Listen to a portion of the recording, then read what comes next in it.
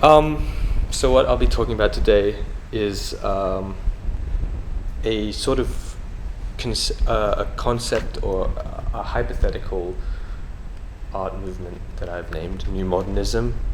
It's sort of a thought experiment that I've been building on over the past couple of weeks, and what it essentially is a transposition of modernist tendencies into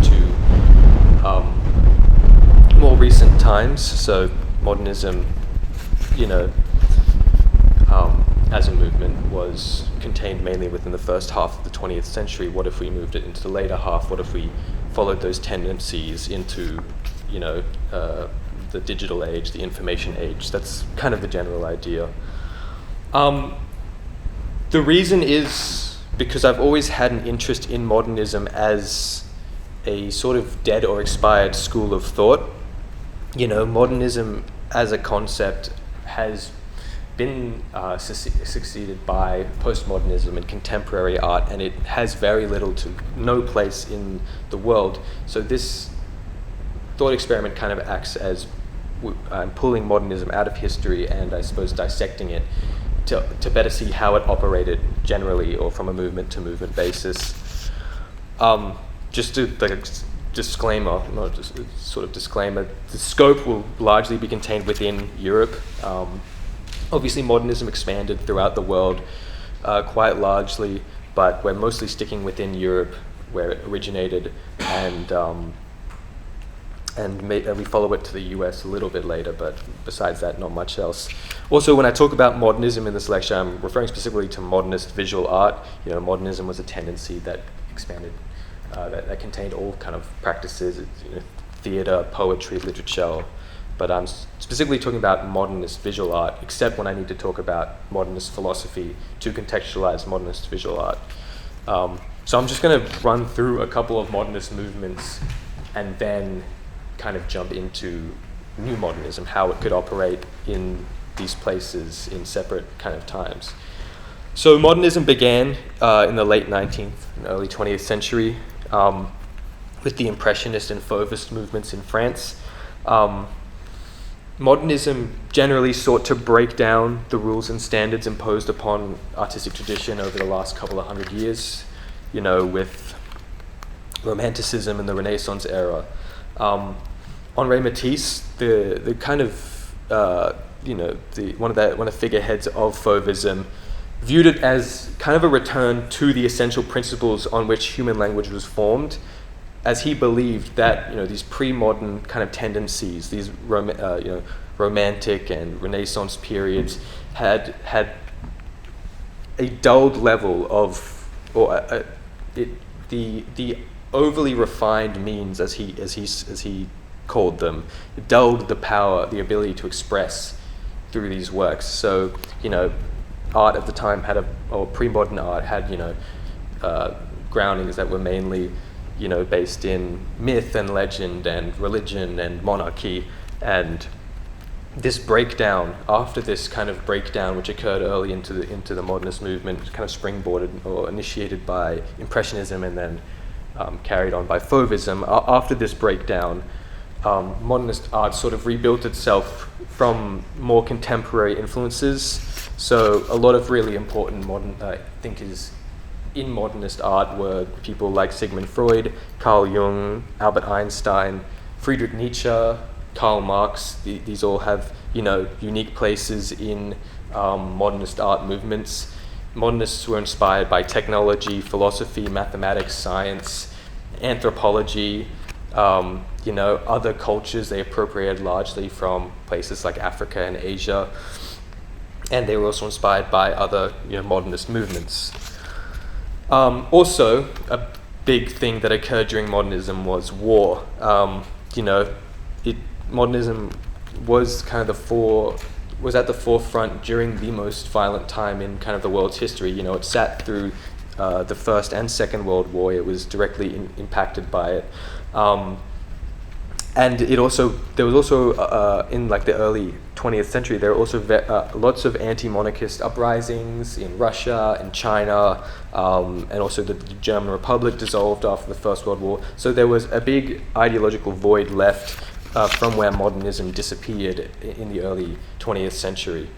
If we go to Italy, Futurism was a movement kind of created by Filippo Marinetti, who was like a poet and a journalist, and he was heavily interested and inspired by developments of machinery, speed, power, and war. You know, he loved the train, the race car, the warplane. He was obsessed with war. He viewed it, in his words, as the only hygiene. You know, he saw it as a way to cleanse the earth, and to show which ideologies were supreme through their power, through their technology. Unfortunately for him, his plan did not survive first contact with the enemy, and Futurism was pretty much decimated by the First World War. Multiple key figures died in the war, like Umberto Boccioni, that's a big one, who died. And Marinetti, although he survived, he was never much of a visual artist, he was more of a writer. So the Futurist Party ended up merging with the Italian Fascist Party, but due to kind of ideological disputes, it didn't really get very far. You know, Marinetti kind of failed in his plan to make Futurism the art of fascism in Italy. You know, it kind of dissolved. Still, it was important because it was representative of these important pieces of fascist rhetoric, you know, and foreshadowed how fascism would operate in Italy in the future, you know, in the interwar period in the 1930s and 40s throughout the Second World War. We see this sort of political or ideological self-destruction occur again in German Expressionism, in the movement, the North German movement, the Bridge, which had, you know, some really important painters such as Ernst Kirchner, Emil Nolde, Erich Heckel.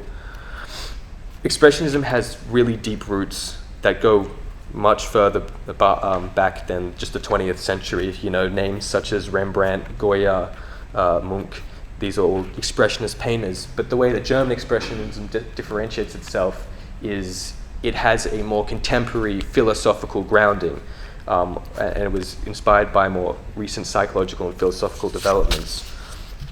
In his book, The Phenomenology of Modern Art, Paul Crowther credits Friedrich Nietzsche for some of the Bridge's attitudes.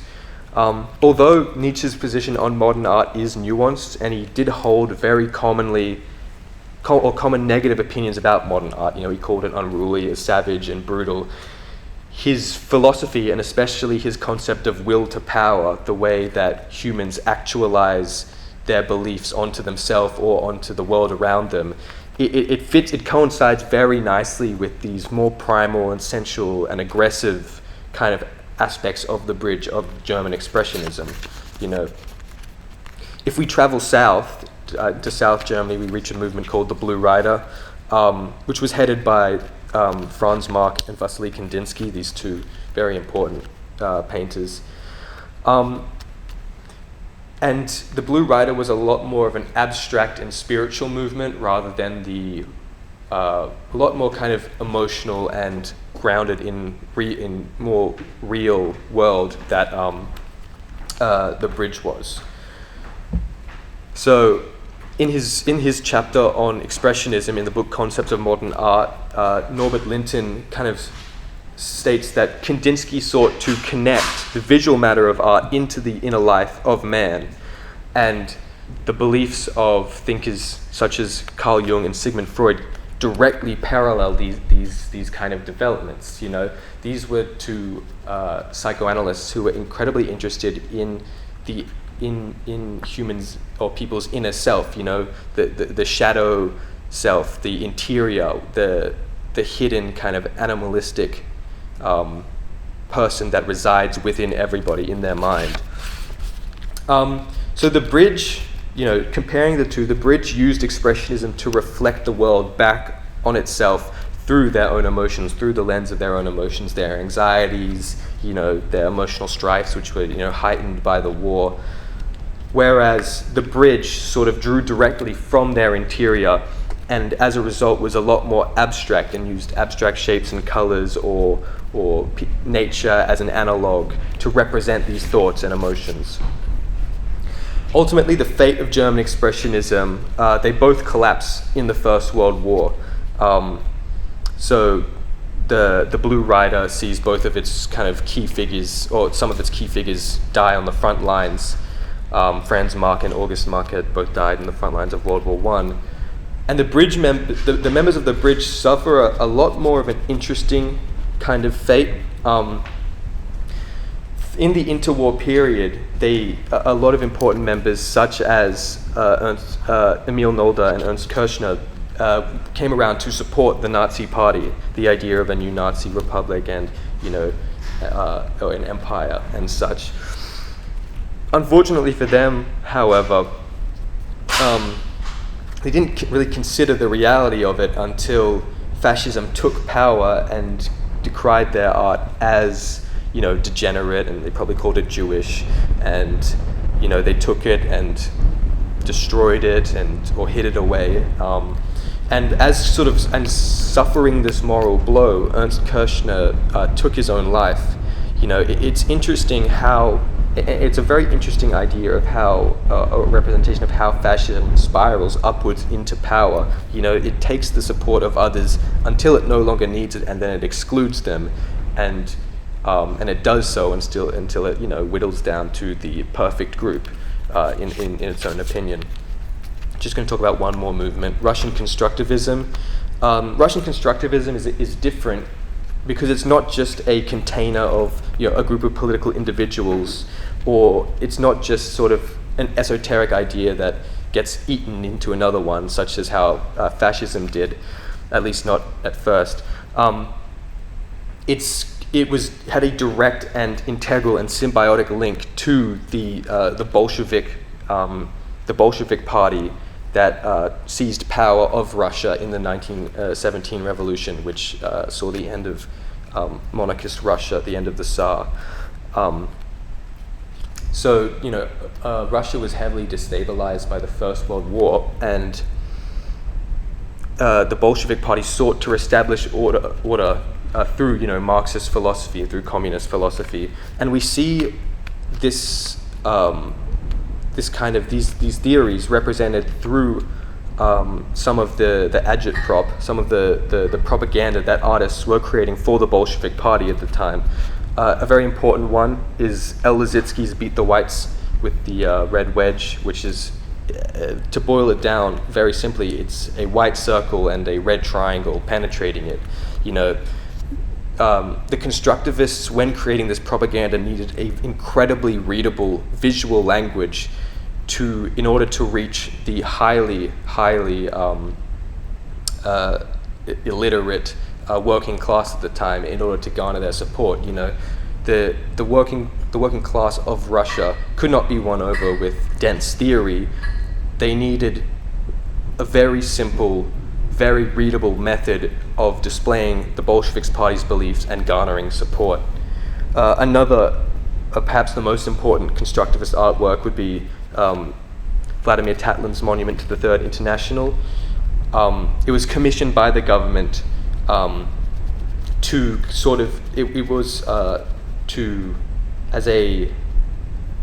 be the building in which the Third International, which was supposed to be this international communist sort of think tank, where the headquarters of international communism would be.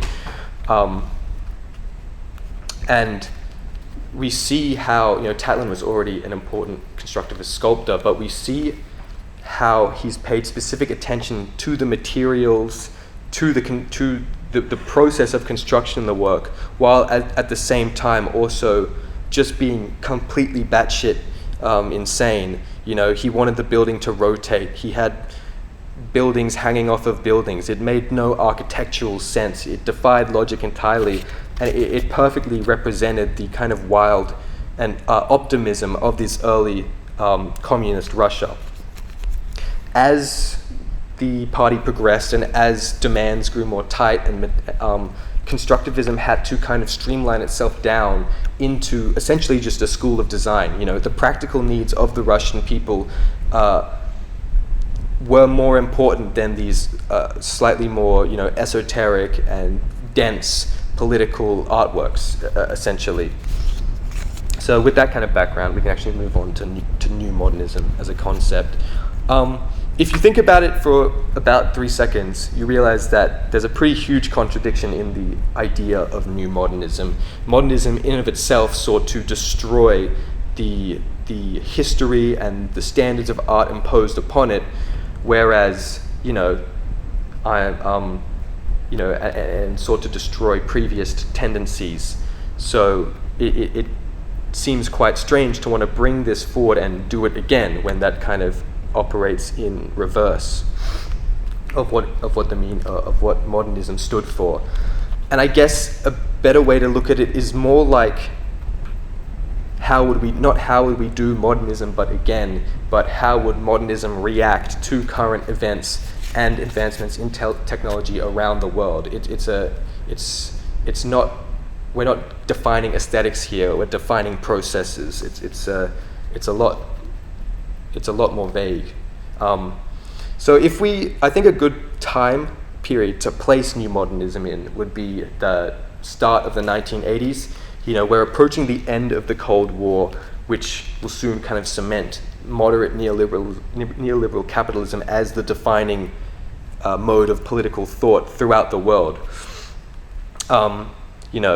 The 1910s saw this ideological hole of monarchy, this ideological hole left by monarchy, and fascism and communism kind of sought to fill it. At the end of the Cold War in 1989, communism dissipates and we see neoliberal capitalism fill this void, So I think it makes for a good time. Another important kind of development that occurs soon after is the internet existing.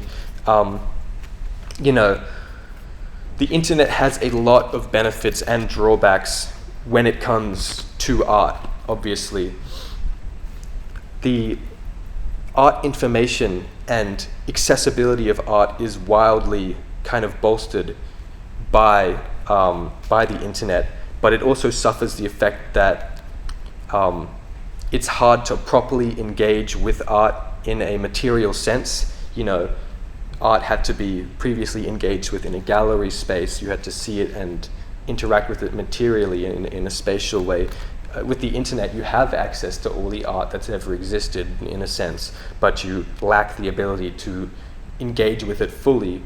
And the density of information also disallows you to, if you want to be learned about art, if you want to know a lot of art, you will struggle to kind of comprehend the totality of what you have access to. It's a very wide but shallow pool, in a sense, and that goes same for the distribution of art. Art is easily distributable now than ever, but accessing it, you're much less likely to find it, in this kind of massively wide but shallow pool, as I mentioned. Also, the overload of information that came with the internet makes it hard for a hypothetical new modernist artist to develop an individual style. A lot of these modernist, movements had to find out and had to become inspired by traveling to other places. The futurists took a trip to Picasso's gallery and they met him there. That was the idea. Now you can, probably look at like an AI reconstruction of his gallery and feel absolutely hollow inside. So this onslaught of information curtails the artist's ability to develop style in a kind of in a grassroots kind of sense that they did within modernism. Another problem, the 80s saw kind of the demolition, or the conservatism of the 80s saw the demolition of society, not in that dramatic sense, but there's this famous Margaret Thatcher quote, of course, where she says there is no society, there's only the individual and the family. And of course that at the time only really applied to heterosexual families, as gay marriage was still illegal, and of course it excludes those of marginalized groups who would of course be less likely to marry because of socioeconomic factors that are prescient upon their lives. So it's incredible how Margaret Thatcher so callously unpersons just so many people with a single statement. And I think if we felt the knock-on effects today. Third spaces are harder to access than ever. It's harder to go somewhere and just exist there without money. So we can thank her for that. There may be a solution to this kind of fracturing, this dematerialization of modernist groups, or of hypothetical new modernist groups, and that would be through the idea of provincialism. So Terry Smith, who is an Australian art critic, writes this article called The Provincialism Problem, where he laments basically about, the idea that art should be gathered in certain areas, in New York or Paris or London, there should be art capitals within the world. He rebukes the idea, and he sees it as a one-way transaction where people travel to these places and they give ideas to it, but areas that are not within the province, that are not allowed within, that are not treated as important, receive nothing, and they ultimately fail to have much impact on the larger art world. So this is, and whilst there's obviously a lot of valid things that Terry Smith is saying here, provincialism could be a vital tool in order to vitalize a hypothetical new modernist group. They could, the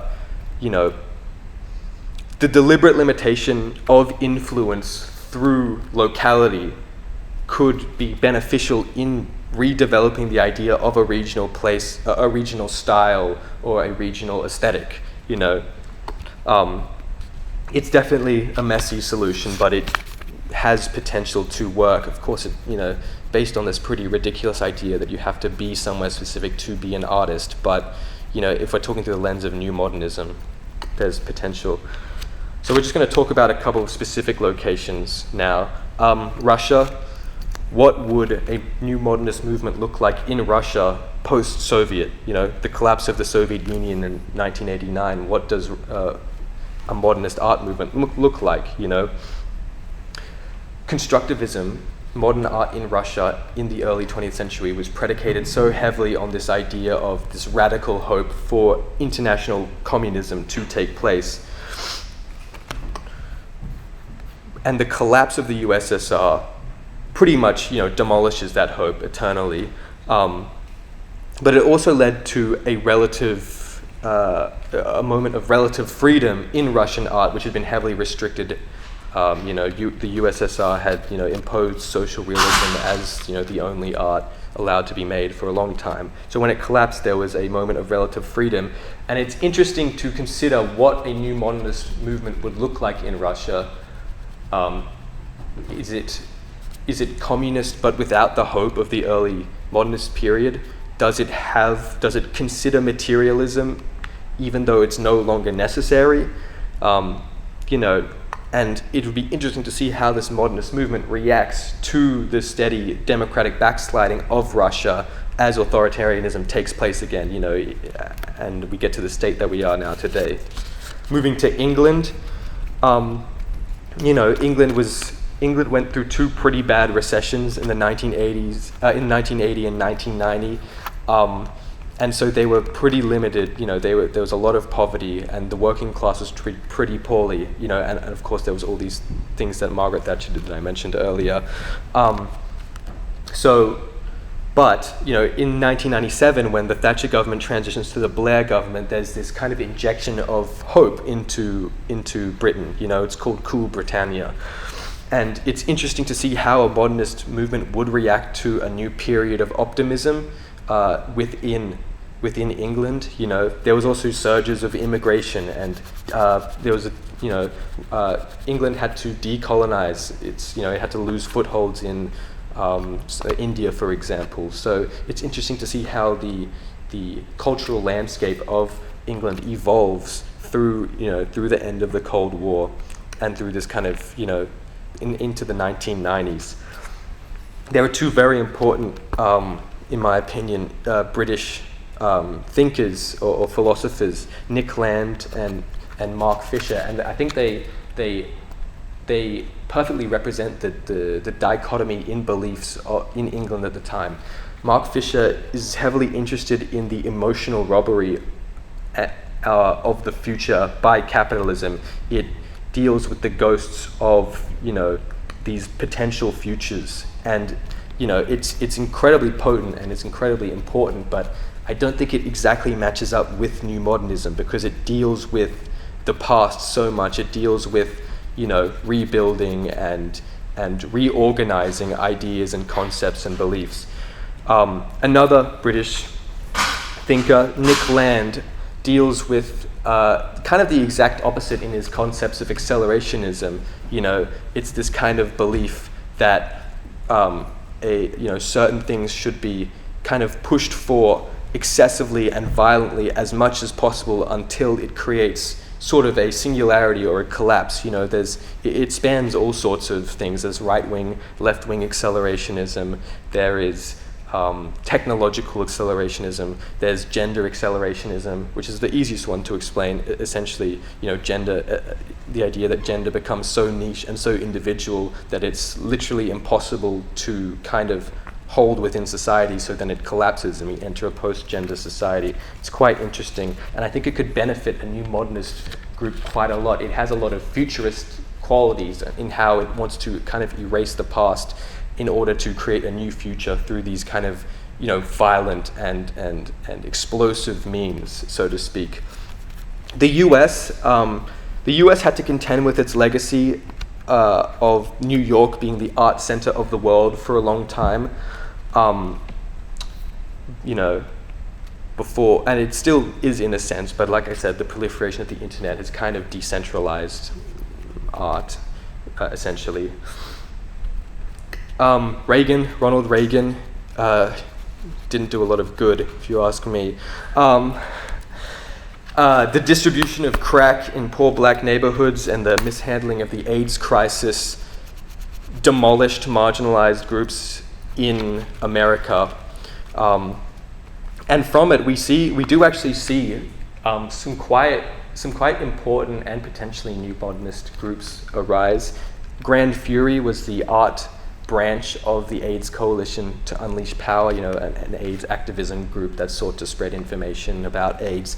And they represent New Modernism, I believe, in a sense, because they had a unified aesthetic in text-based, and design visuals, and they acted out of necessity, and they had and I think the only difference between them and a modernist group is that they were presenting art on the street. They used posters and they staged events in order, because they were not interested in aesthetics, making people consider aesthetics. They were interested in the very prescient matter of not letting more people die of AIDS, which was happening a lot in the US in the 1980s. So I guess to conclude, New Modernism, in order to exist, would have to merge a variety of anachronistic and forward-thinking ideas. If we think about provincialism and also like accelerationism, I think it would have to rely on provincialism and limited tangible growth for influence in order for these movements to naturally kind of grow and foster without an overload of influence. Ultimately, if it were to exist, it would be limited by a very heavy anti-technological stance. Rejecting the internet in order for natural growth has its benefits, but it also kind of kneecaps the ability for this art to spread and to grow and to foster, itself as a movement. It seeks to benefit from deconceptualizing and streamlining ideas in an increasingly conceptual landscape. And I think that is ultimately the core of New Modernism. It's this interesting balance between looking back at the past while being fundamentally unallowed to via how it essentially exists.